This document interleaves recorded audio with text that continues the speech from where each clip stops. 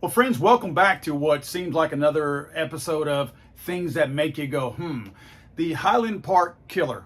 Let's look at every single time there's any kind of a rampage killing, right? The first thing that the media and the lefties do is they ask what kind of weapon was used. Because they got to know, it's got to fit into a box. And in most cases, they have their assault weapons memo sitting right on top of the list because that's their favorite. And that's the one they've been after all along. So anytime there's any kind of a rampage killing that involves an AR style weapon, AR-15, AK-47, or anything like that, what's the phrase they use? I know you're all saying it. What's the phrase they use? Assault weapon. They don't say AR-15. They don't say AR-15 like. They don't say AR style. They say assault weapon.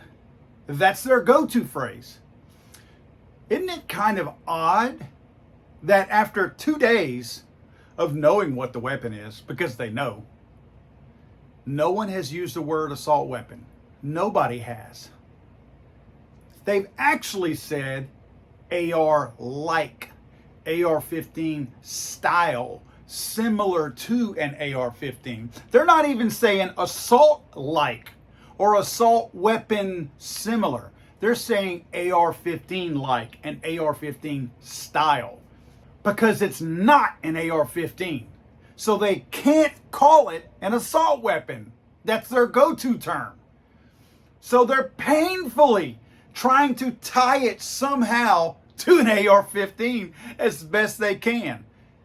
It's probably, honestly, guys, it's probably and I'm not trying to get somebody to go after these guys. It's probably like a Kel Tec Sub 2000.